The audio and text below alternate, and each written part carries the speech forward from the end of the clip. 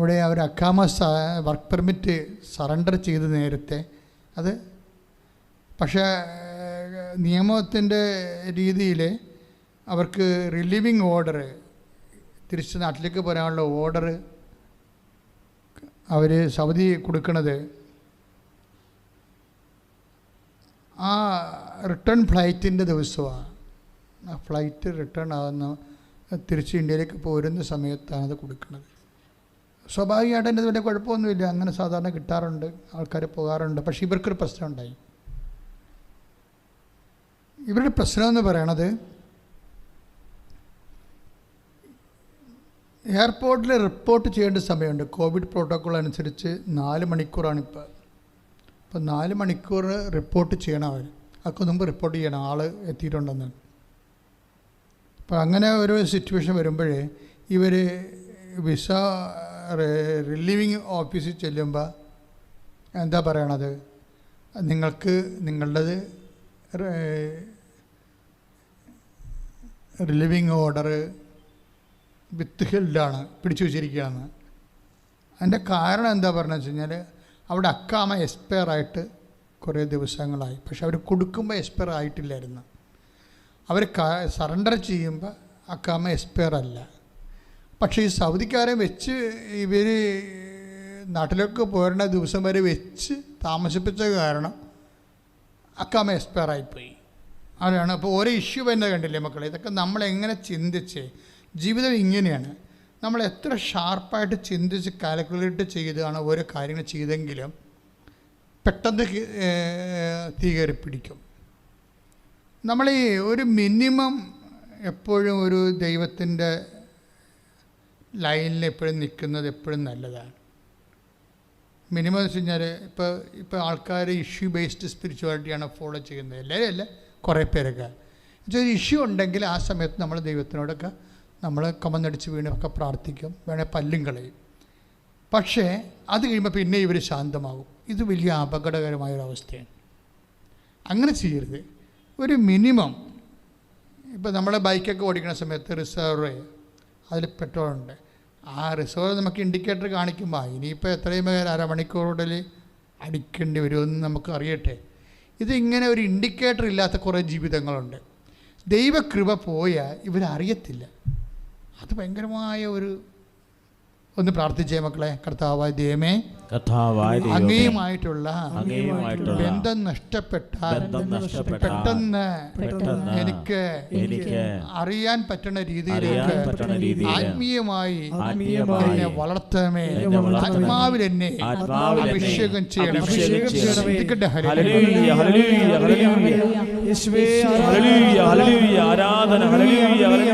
ഈശോയെ, ഞങ്ങളങ്ങേ ആരാധിക്കുന്നു, ഞങ്ങളങ്ങേ സ്തുതിക്കുന്നു കർത്താവേ, ഞങ്ങളങ്ങേ മഹത്വപ്പെടുത്തുന്നു കർത്താവേ. Hallelujah, hallelujah. യേശുവേ ആരാധന, യേശുവേ ആരാധന, യേശുവേ ആരാധന, യേശുവേ ആരാധന.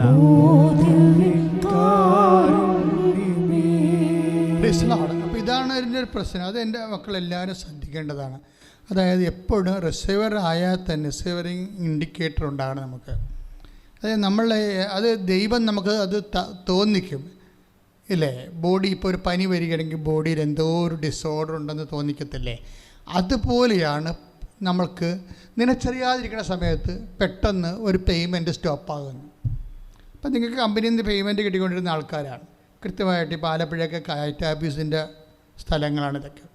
അപ്പോൾ അത് ഒരു കയറ് നമ്മൾ കൊടുക്കുന്നു, വാങ്ങിക്കുന്നു, പെട്ടെന്ന് സ്റ്റോപ്പ്. കയർ അവരുടെ കയ്യിലും കാശും അവരുടെ കയ്യിൽ, നമ്മുടെ കയ്യിലൊന്നുമില്ല. അപ്പോൾ ഇങ്ങനെ വരുമ്പോൾ അതെന്താ ഇങ്ങനെ സംഭവിക്കണത്, ഒരു കുഴപ്പമില്ലല്ലോ എന്ന് വിചാരിക്കും. ദാറ്റ് മീൻസ് ഈ വിഷയം ഒരു ഇൻഡിക്കേറ്ററാണ്. ഒരു വിശ്വാസിയെ സംബന്ധിച്ചിടത്തോളം ഇതൊരു ഇൻഡിക്കേറ്ററാണ്. എന്താ കാര്യം, നിനക്കിനി സംഭവിക്കാൻ പോകുന്ന വിഷയങ്ങൾക്ക് നിൻ്റെ പെട്രോൾ തീരാനായിരിക്കുന്നു. കാര്യം നിങ്ങൾക്കറിയാമല്ലോ, കർത്താവ് എന്താ പറഞ്ഞത്, രക്ഷിക്കാനാവാത്ത വിധം എൻ്റെ കരം കുറുക്കിപ്പോയിട്ടില്ല. കർത്താവിൻ്റെ കയ്യിൽ നിന്ന് ഒരിക്കലും അനുഗ്രഹത്തിന്, അതായത് ലോകം മുഴുവനും പട്ടിണി കിടന്നാലും സിംഹക്കുട്ടികൾ 55-ാം സങ്കീർത്തനം എന്താ പറയണത്, സിംഹക്കുട്ടികൾ ഇര കിട്ടാതെ വലഞ്ഞേക്കാം അല്ലേ. 34-ാം സങ്കീർത്തനം. ശ്രദ്ധിക്കട്ടെ. ഹല്ലേലൂയ. യേശുവേ ആരാധന ആരാധന ഹല്ലേലൂയ ഹല്ലേലൂയ സങ്കീർത്തനം 34 തിരുവചനം 10 ഏറ്റുപറഞ്ഞ് സിംഹക്കുട്ടികൾ ഇരക്കിട്ടാതെ വലഞ്ഞേക്കാം. കർത്താവേ, നിന്നെ അന്വേഷിക്കുന്നവർക്ക് ഒന്നിനും കുറവുണ്ടാവുകയില്ല. ഇതാ വിഷയം എന്ന് പറയുന്നത്. നമ്മുടെ ഈ സാക്ഷ്യങ്ങൾ കേൾക്കുമ്പോൾ നമുക്ക് മനസ്സിലാകാം. സാക്ഷ്യങ്ങൾ കേൾക്കുമ്പോഴേ, ഇപ്പം കഴിഞ്ഞ ദിവസങ്ങളിൽ ഒരു ചേച്ചി സാക്ഷ്യം പറഞ്ഞു വെച്ചാൽ അവർക്ക് 4 ലക്ഷം രൂപ കടം, 4 ലക്ഷം രൂപ കടം.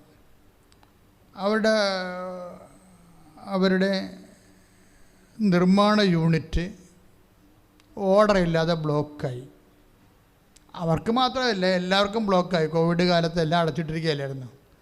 പക്ഷേ ഇവർ ഉടമ്പടി എടുത്ത്, ഓൺലൈൻ ഉടമ്പടി എടുത്ത് കഴിഞ്ഞപ്പോൾ ഇവർക്ക് മാത്രം ആ യൂണിറ്റിലേക്ക് തന്നെ ഏതാണ്ട് 10-40 ലക്ഷത്തിൻ്റെ PP കിറ്റിൻ്റെ ഓർഡർ കിട്ടി. ഇത് ഇവരുടെ മാത്രം പ്രശ്നമല്ല. ആ ഇടയ്ക്ക് കുറേ ആൾക്കാർ, അതായത് ഇതെന്ന് വെച്ചാൽ ആർക്കും ഈ ലോകത്ത് വർക്ക് നടക്കുന്നില്ലെങ്കിൽ, അതാണ് സിംഹക്കുട്ടി എന്ന് പറയാമല്ലോ. സിംഹക്കുട്ടിയാണ്, അല്ലാതെ മുയലിൻ്റെ കുട്ടിയല്ല. സിംഹക്കുട്ടി എന്ന് പറയുമ്പോൾ ഇര ഉണ്ടെങ്കിൽ ആ സാധനം പിടിച്ചിരിക്കും. അത്രയും പ്രാപ്തിയും കഴിവും ഉള്ളതാണ്. പക്ഷേ അതിന് പോലും ചിലപ്പോൾ ഇര കിട്ടത്തില്ല. ഇവിടുത്തെ മഹത്തായ സിനിമാ നടന്മാരൊക്കെ വീട്ടിലിരിക്കല്ലേ, എത്രയോ വർഷമായിട്ടിരിക്കണം, 1.5 കൊല്ലം ഇരുന്ന് ഒരു പടവും ഇല്ലാതെ. അവർക്ക് വേറെ ജോലിയൊന്നുമില്ലല്ലോ, ഇതല്ലേ ജോലിയുള്ളൂ. ഇതുപോലെ ഇതേ ജോലിയുള്ളൂ. അപ്പം അങ്ങനെയൊക്കെ ഉള്ള സമയത്ത് പോലും ദൈവം ചില ആൾക്കാരെ ഭയങ്കരമായിട്ട് സന്ധിച്ചു പോകും. അപ്പം നിങ്ങൾ ചോദിക്കും, ഞങ്ങളും ദൈവത്തിൻ്റെ ആൾക്കാരല്ലേ? എല്ലാവരും ദൈവത്തിൻ്റെ ആൾക്കാരാണ്. പക്ഷേ ദൈവത്തിൻ്റെ ആൾക്കാരെന്ന് പറയുമ്പോൾ എപ്പോഴും ശ്രദ്ധിക്കേണ്ടിരിക്കുമ്പോൾ, ഇപ്പോൾ എല്ലാവരും നമ്മൾ മക്കളാണല്ലേ? എല്ലാവരും ദൈവത്തിൻ്റെ മക്കളാണ്. മക്കളാണെങ്കിൽ എന്താ ഗുണം? അത് മക്കളാണെങ്കിൽ അവകാശികളാണ്. പറഞ്ഞേ, അവകാശികളാണ്. പക്ഷേ അവകാശികളാണ്. പക്ഷെ പ്രോബ്ലം എന്ന് വെച്ച് കഴിഞ്ഞാൽ, ദൂതപുത്രൻ്റെ കഥ പറയുമ്പോൾ 2 മക്കളും അവകാശികളാണ് അല്ലേ? അതിൻ്റെ അകത്ത് ഇപ്പം ദൂതപുത്രൻ്റെ കഥയിൽ 15-ാം അധ്യായം 11-ാം വാക്യം തൊട്ടാണ് ദൂതപുത്രൻ്റെ കഥ തുടങ്ങണത്. 2 മക്കളുണ്ട്. മക്കളാണെങ്കിൽ അവകാശികളാണ്. പക്ഷെ ഇവിടെ എന്താ പ്രശ്നം? 2 മക്കളുണ്ട്, 2 പേരും അവകാശികളാണ്. പക്ഷേ എന്താ ഒരു പ്രോബ്ലം എന്ന് വെച്ച് കഴിഞ്ഞാൽ, ഈ 15-13 ഒരു മകനുണ്ട്. ഈ 15-13 മകൻ എന്തു ചെയ്യും? അവൻ ഇളയ മകനാണ്. അവനെന്ത് ചെയ്യും? അവകാശം മേടിച്ചിട്ട് അവൻ എന്ത് ചെയ്യും? വിദൂര ദേശത്തേക്ക് പോയെന്നാണ് പറയണത്, ഇല്ലേ? പിന്നെ നമുക്ക് എന്താ അവന് സംഭവിച്ചത് നമുക്കറിയാം. പക്ഷെ മക്കളാണ്, അവകാശമുണ്ട്, അതിന് അവകാശം കിട്ടിയതുമാണ്. പക്ഷെ അവൻ അപ്പൻ്റെ കൂടെ നിന്നില്ല. ഇതിൻ്റെ പ്രോബ്ലം അതാണ്. അതായത് നമ്മൾക്ക് അവകാശം കിട്ടണം കിട്ടാത്തതല്ല, നമ്മൾ എപ്പോൾ ആരുടെ കൂടെ നിൽക്കുന്നു എന്നുള്ളതാണ് പ്രശ്നം. അത് ഭയങ്കര സീരിയസ് ആണ്. അവകാശം നിലനിൽക്കണതും അവകാശം നിലനിൽക്കണത്, അവകാശം അനുഭവിക്കാൻ യോഗ്യതയുള്ളതും രണ്ട് വിഷയങ്ങളാണ്. ഞാൻ പറഞ്ഞ് മനസ്സിലാക്കി തരാതെ അത് ഇപ്പോൾ 2 മക്കൾ, ഇവർ 2 പേരും അവകാശികളാണ്. ഇളയ മകനും മൂത്ത മകനും അവകാശിയാണ്. ഇപ്പോൾ ഇളയവൻ പറഞ്ഞ് എൻ്റെ ഓഹരി ഇങ്ങോട്ട് തരാൻ പറഞ്ഞിട്ട് അപ്പന് യാതൊരു കംപ്ലൈൻറ്റും ഇല്ലാതെ ഓഹരി അവന് കൊടുത്തു. അപ്പോൾ 15, 11, 13 വിശുദ്ധ ലൂക്കാ സുവിശേഷം 15-13 എന്താ പറയണത്? അവന് കിട്ടിയപ്പോൾ തന്നെ, ഓഹരി കിട്ടിയപ്പോൾ തന്നെ അവൻ അപ്പനിൽ നിന്ന് പതുക്കെ അകന്നു പോയി. അനുഗ്രഹം കിട്ടുമ്പോൾ അകന്നു പോകുന്ന ആൾക്കാർ ഒത്തിരി പേരുണ്ട്.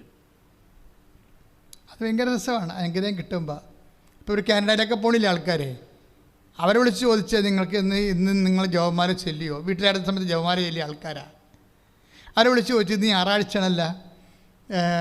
ഞായറാഴ്ചയാണല്ല നീ പള്ളിയിൽ പോയോ? അമ്മ ചോദിക്കുമോ? അമ്മയും ചോദിക്കത്തില്ല. അമ്മ എന്താ ചോദിക്കേണ്ടത്? എടാ ശമ്പളമായാ? എൻ്റെ പെങ്ങളെ വന്നിട്ടും പോയി, അവളുടെ സ്വർണ്ണമൊക്കെ പണയം വെച്ചല്ല നീ പോയിരിക്കണത്, അതെടുത്ത് കൊടുക്കണ്ടേ? അപ്പോഴും ദൈവത്തെക്കുറിച്ച് അമ്മയും ചോദിക്കത്തില്ല. അതാണ് പ്രശ്നം. ഇപ്പം നമ്മളെ കൃപാസനത്തിൽ നോക്കുമ്പോൾ ഒത്തിരിയേറെ അമ്മമാരുടെ കണ്ണുനീരിന് പരിഹാരം കണ്ടിട്ടുള്ള സ്ഥലമാണ്. പക്ഷേ ഈ അമ്മമാരെന്ന് പറഞ്ഞാൽ ആരാണ്?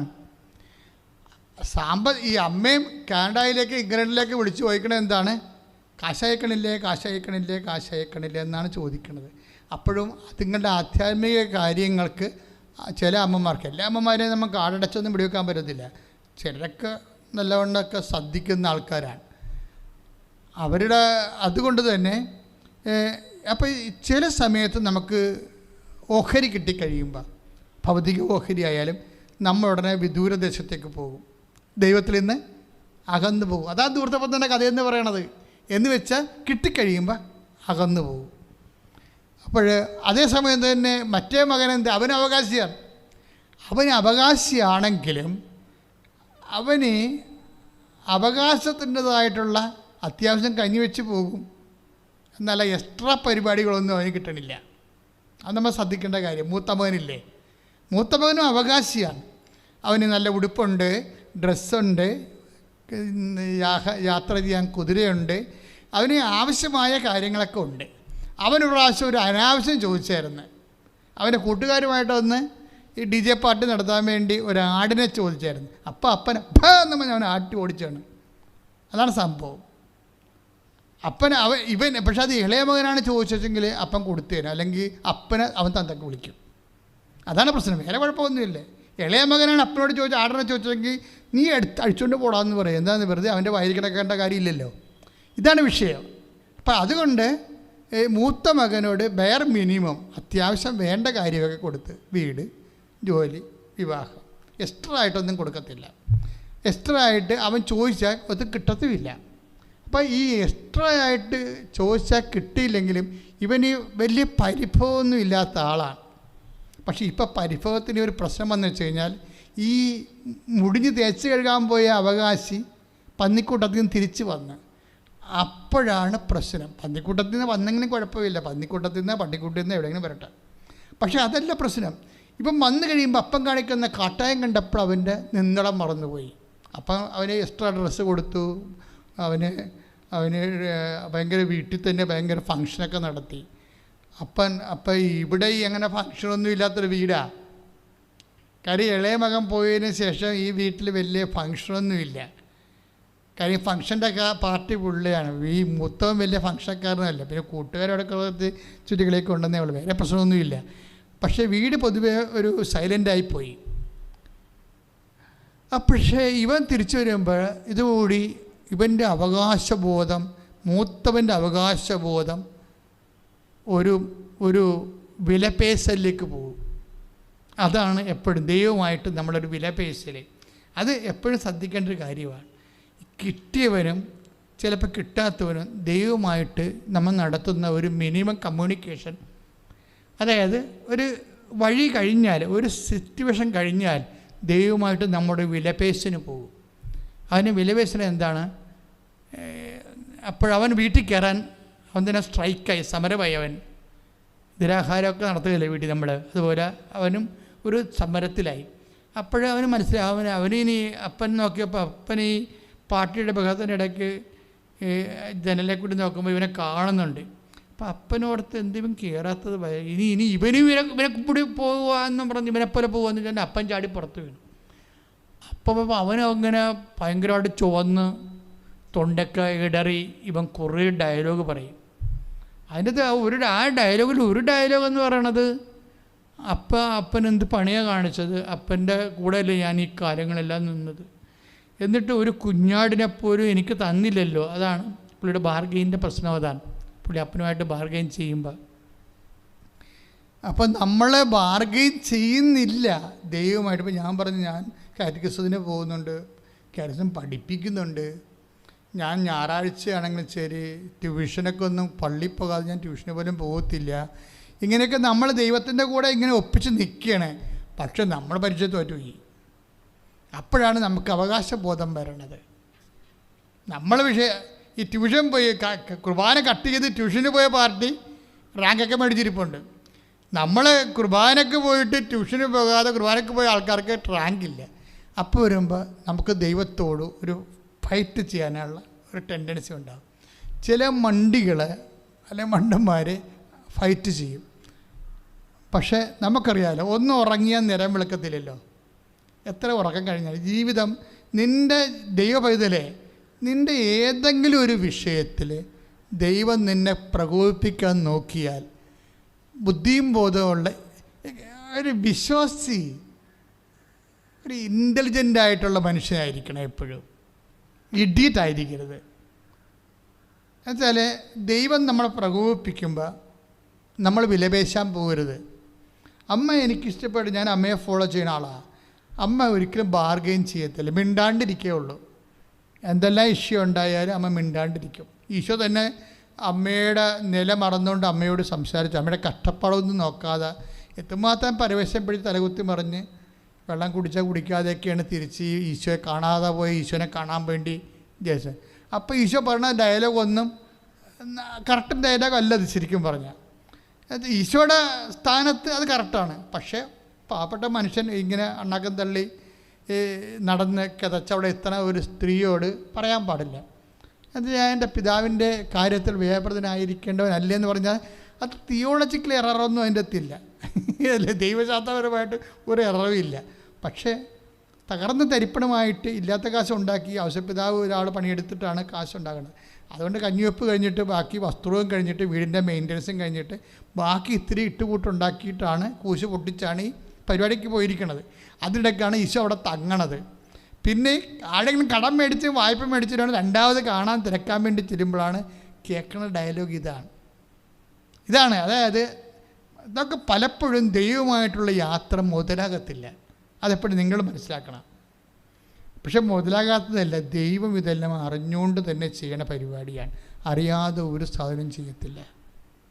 ഇതൊക്കെ ടെസ്റ്റ്. അതായത് നമ്മളെ ലിഫ്റ്റ് ചെയ്യാൻ ഉദ്ദേശിക്കുമ്പോൾ നമ്മളെ ഒരു വിശ്വാസത്തിൽ നിന്നൊരു നിലവാരത്തിൽ നിന്ന് അടുത്ത നിലവാരത്തിലേക്ക് ഉയർത്താൻ നോക്കുമ്പോൾ ദൈവം ടെസ്റ്റ് ഇതാണ് നമുക്ക് തരണത്.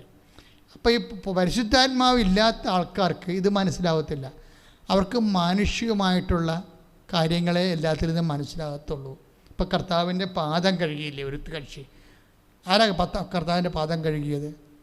ലാസറിൻ്റെ പെങ്ങൾ ലാസർ ഉയർത്ത് കഴിഞ്ഞപ്പോൾ ഭയങ്കര സന്തോഷമായില്ലേ? ലാസർ ഉയർത്ത് കഴിഞ്ഞപ്പോൾ ഭയങ്കര സന്തോഷമായപ്പോൾ ലാസർ ഈശോയെ അവർ ഒരു ഉച്ചഭക്ഷണത്തിന് ക്ഷണിച്ചതിൻ്റെ കാര്യം ഈ കാല് കഴുകാൻ വേണ്ടിയായിരുന്നു. അപ്പോൾ എന്താ പ്രശ്നം വെച്ചാൽ ഇവർ തോന്നിവാസം പറഞ്ഞായിരുന്നില്ല. ഇവർ കർത്താവിൻ്റെ അടുത്ത് കുറേ തോന്നിവാസം പറഞ്ഞായിരുന്നു. എന്താ ദിവസം പറഞ്ഞത്? കർത്താവ് നീ ഇവിടെ ഉണ്ടായിരുന്ന എൻ്റെ സഹോദരൻ മരിക്കുകയില്ല, അതിനെ കൂനിയെന്നൊക്കെ പറഞ്ഞില്ലേ? അത് വലിയ കഷ്ടമായിപ്പോയി ശരിക്കും. ഇവർക്ക് പിന്നീടാണ് ലാസർ ഉയർത്ത് കഴിഞ്ഞപ്പോഴാണ് മനസ്സിലായത്, അയ്യോ അങ്ങനെയൊക്കെയുള്ള ഡയലോഗൊന്നും പറയേണ്ട കാര്യമില്ല, ഈശോയോട് അങ്ങനെയൊന്നും സംസാരിക്കാൻ പാടില്ലായിരുന്നു. അപ്പോൾ അപ്പോഴേ ഇവളാണ് എൻ്റെ മെയിൻ ആൾ, മറിയമായിരുന്നു അതിൻ്റെ അകത്ത് മെയിൻ ആൾ. മർത്ത ഓടിച്ചു തന്നായിരുന്നു ആദ്യമേ. അവൾ മറിയം വീട്ടിൽ തന്നെ ഇരുന്നെന്നല്ല ബൈബിൾ പറയണത്. അപ്പം മറിയത്തിന് വല്ലാണ്ട് കുറ്റബോധം. എന്താ കാര്യം? ഈശോയോട് അങ്ങനെയൊന്നും പറയേണ്ടിയില്ല എന്ന്. ഇപ്പോൾ ഈശോ ഇപ്പോൾ ഉയർത്തെഴുന്നേൽപ്പിച്ചല്ല ആളാണ്. ഇത് നമ്മൊന്ന് വിശ്വസിച്ചാൽ മതിയായിരുന്നു. അപ്പോൾ ഈശോനെ ഒന്നും തോന്നിവാസം പറയേണ്ടിയില്ലായിരുന്നു. അപ്പോൾ ഇനി ഈശോ വരികയാണെങ്കിൽ ഞാൻ ഈശോയുടെ പാദം കഴുകുമെന്ന് പറഞ്ഞു. ആരും മറിയം പറഞ്ഞു. അപ്പോൾ അവൾ അതിനു വേണ്ടി കരുതിയാണ് ഈശോ വന്നപ്പോഴത്തെ അത് അവളുടെ അനുതാപമാണ് അവിടെ. പക്ഷേ അതാണ് സംഭവം. എന്തെങ്കിലും ഒരു ഭാഗം നമ്മൾ ദൈവത്തിനോടുള്ള ഡീലിങ്സിൽ നമ്മുടെ ഒരു പരിഭവം, ഒരു പരാതിയായിരുന്നു പറഞ്ഞത്. കർത്താവ് നീ ഇവിടെ ഉണ്ടായിരുന്ന എൻ്റെ സഹോദരൻ മരിക്കില്ലായിരുന്നു. അതൊരു പരാതിയായിട്ടാണ് പറഞ്ഞത്. പക്ഷേ പരാതി കഴിഞ്ഞപ്പോൾ ഈശോ അതൊന്നും ശ്രദ്ധിച്ചില്ല. പരാതിയാണ് നീ പറയണത്, നീ എന്തിനാ പരാതി പറയണത്? ഇങ്ങനെയാണ് ഞാൻ നിന്നെ പഠിപ്പിച്ചത്. നീ അന്ന് പാദാന്തികത്തിൽ ഇരുന്ന് കുറേ വചനം കേട്ട് മാർത്ത ചമ്മന്തിയൊക്കെ അല്ല, ഞാൻ അവളെല്ലാം എന്നെ വഴക്കിട്ടത്, നിന്നെ വഴക്കിട്ടില്ലല്ലോ. ഈ വചനം കേട്ടിട്ട് നിനക്കെന്ത് പ്രയോജനം? അവക്കല്ലേ ഇപ്പോൾ പ്രയോജനം ഉണ്ടായത്? അവളല്ലേ ഓടി ആദ്യം വന്നത്. അങ്ങനെ ഒന്നും ഈശോക്ക് പറയാമായിരുന്നു, പക്ഷേ ഈശോ പറഞ്ഞില്ല. പക്ഷേ ഇവർക്കത് ശരിക്കും കൊണ്ട് അവർ പറഞ്ഞു, ഇനി ഈശോ വരുമ്പോൾ ഞാൻ പാദം കഴുകുമെന്ന് പറഞ്ഞു. പാദം കഴുകിക്കൊണ്ടിരിക്കണവളെ അപ്പോഴുണ്ടൊരു മനുഷ്യൻ എന്താ പറയണത്? എല്ലാം മാനുഷികമായി കാണുന്ന ഒരു ആൾക്കാരുണ്ടായി മനുഷ്യൻ്റെ കൂട്ടത്തിൽ, അല്ലേ? അപ്പം യൂദാസ് എന്താ പറഞ്ഞത്? 12:5 വിശുദ്ധ യോഹന്നാൻ്റെ സുവിശേഷം 12:5 എന്താ പറയണത്? ഈ പൈസ എന്തിനാ വേസ്റ്റാക്കിയത്? ഇത് 200-300 ദിനാറയ്ക്കുള്ള സുഗന്ധമില്ലേ? ഇത് വേസ്റ്റല്ലേ? ഇത് പുറത്ത് കൊടുത്താൽ ഇപ്പോൾ നമ്മൾ ആൾക്കാരൊക്കെ പറയത്തില്ലേ, പള്ളിയൊക്കെ വെക്കാൻ പറയുമ്പോൾ ഈ പള്ളി വെക്കണ സമയത്ത് വല്ല പെണ്ണുങ്ങളെ കെട്ടിക്കാൻ പോലെ ഞാൻ. അപ്പോൾ ഞാൻ ചോദിച്ചു, നീ വല്ല പെണ്ണുങ്ങളെ കെട്ടിച്ചിട്ടുണ്ടോ? വല്ല 5 പൈസ കൊടുത്തിട്ടുണ്ടോ? കല്യാണ കവർ കൊടുത്തു വിട്ട് അല്ലിന്ന് പൈസ അടിച്ചു മാറ്റുന്ന പാർട്ടിയാണ് നമ്മൾ. എല്ലാ വീട്ടിൽ കല്യാണത്തിൽ പറഞ്ഞു കഴിഞ്ഞാൽ അതിൻ്റെ അകത്ത് എത്ര 5 പൈസ കുറക്കാമെന്ന് ഞാൻ ഇവനിരിക്കണത്. കല്യാണത്തിനൊക്കെ വീട്ടിൽ പൈസ കൊടുത്ത് വിടത്തില്ലേ? അമ്മതിനെ പറയും, നിൻ്റെ അടുത്ത് കാശ് തരത്തില്ല, അവിടെ എത്തത്തില്ലെന്ന് പറയും. ആ പാർട്ടിയാണ് ഈ പറയണത്. പള്ളി വെക്കണ സമയത്ത് പെണ്ണുങ്ങളെ കെട്ടിക്കാൻ പറ്റും. അതുപോലെ അതിനെക്കുറിച്ച് വിമർശിക്കും. പക്ഷേ എപ്പോഴും എല്ലാ കാര്യങ്ങൾക്കും ഒരു മാനുഷിക ചിന്തയുണ്ട്, ഒരു ദൈവിക ചിന്തയുണ്ട്. ദൈവകൃപയുള്ളവന് മാത്രമേ ദൈവിക ചിന്ത വരത്തുള്ളൂ. യൂദാസ് പറഞ്ഞത് ഒരു മാനുഷികമായ ചിന്തയാണ്. അങ്ങനെ പറഞ്ഞത് തെറ്റില്ല. കർത്താവ് പറഞ്ഞു, നീ അത് അവളെ വിഷമിപ്പിക്കേണ്ട കാര്യമില്ല. ഭൂമിയിൽ എവിടെയെങ്കിലും സുവിശേഷം പ്രസംഗിക്കുകയാണെങ്കിൽ ഇവിടെ ചെയ്ത കാര്യം ആദ്യം പറയുമെന്ന് പറഞ്ഞു. അതാണ് എൻ്റെ സെറ്റിൽമെൻ്റ്. ആ മറുപടി അതാണ് കറക്റ്റ്. ഞാൻ നിങ്ങളോട് പറയാൻ ഉദ്ദേശിക്കുന്നത്, അതായത് നമ്മളുടെ ജീവിതത്തിൽ എന്ത് ഒക്കെ സംഭവിച്ചാലും, ഇപ്പോൾ അമ്മയോട് ഈശോ ഇങ്ങനെ സംസാരിക്കുക, ബാർഗെയിൻ ചെയ്യുക അല്ലെങ്കിൽ പിറുപിറുക്കുക ദൈവവുമായിട്ട്. ദൈവം അങ്ങോട്ട് ഞാൻ ഇത്രയൊക്കെ നന്നായിട്ട് ജീവിച്ചിട്ടും ദൈവം എന്നോട് ഇങ്ങനെ ചെയ്തില്ലേ, അത് ഞാൻ എപ്പോഴും എൻ്റെ പ്രസംഗത്തിലുള്ള മെയിൻ പോയിൻ്റാണ്. അതെങ്ങനെയാണ് കാര്യം തിരിഞ്ഞ് വരുന്നതിൻ്റെ കാരണം വെച്ച് കഴിഞ്ഞാൽ ഇത് ഭയങ്കര പ്രസരണ നഷ്ടം ഉണ്ടാക്കുന്നുണ്ട്. പ്രസരണ നഷ്ടം എന്നാണ് ഇനി പറയണത്. കാര്യം നമ്മൾ പ്രസരണ നഷ്ടം എന്ന് പറഞ്ഞാൽ ഒരു ഇലക്ട്രിസിറ്റി കമ്പി പോകുന്നു. അപ്പോൾ അതിന് ഒരു മരത്തിൻ്റെ ശാഖ മുട്ടിക്കിടക്കണമെങ്കിൽ ഉടനെ ആ ശാഖയിലേക്ക് കുറേ കറണ്ട് പോകും. അതിനാണ് പ്രസരണ നഷ്ടം എന്ന് പറയുന്നത്. ഇതുപോലെ നമ്മൾ ഒരു കാര്യം ചെയ്ത് ദൈവവുമായിട്ട് നമുക്കൊരു ബന്ധമുണ്ട്, പക്ഷേ അതേസമയം തന്നെ നമുക്ക് പിറുപിറുപ്പുണ്ട്. നമുക്ക് കർത്താവുമായിട്ട് എന്നോട് അങ്ങനെ ചെയ്തില്ല. ഇപ്പോൾ അവൻ ചോദിക്കണില്ലേ, മൂത്തമോൻ ചോദിക്കണേ എന്താണ്, നീ എൻ്റെ കൂട്ടുകാരുടെ കൂടെ ഉല്ലസിക്കാൻ വേണ്ടി ഞാൻ നിന്നോടൊരു ആട്ടുംകുഞ്ഞിനെപ്പോലും ചോദിച്ചിട്ട് നീ തന്നില്ലല്ലോ എന്ന് ചോദിക്കുന്നില്ലേ. അത് ഒരു ബാർഗനിങ് ആണ് സംഭവം. അപ്പോഴ് അപ്പൻ പറയുന്നൊരു മറുപടിയുണ്ട്. എന്താണ്? എൻ്റെ മകനെ, നീ എപ്പോഴും എന്നോട് കൂടെയുണ്ടല്ലോ, എനിക്കുള്ളതെല്ലാം നിന്റേതാണ്. ഇതിൻ്റെ അത് വരുന്നൊരു വിഷയം, മക്കളാണെങ്കിൽ അവകാശികളാണ്. പക്ഷെ മക്കളാണല്ലോ ഇവർ രണ്ടുപേരും. പക്ഷെ ഒരാൾ ഇളയാൾ, ഒരാൾ മൂത്താളും. വ്യത്യാസം എന്താണ്? ഒരാൾ ഓഹരി കിട്ടിയപ്പോൾ അപ്പനുണ്ടേക്ക് എന്ന് അകന്നകന്ന് പോയി. മറ്റയാൾ എന്താണ്? അപ്പനെന്താ പറയണത്?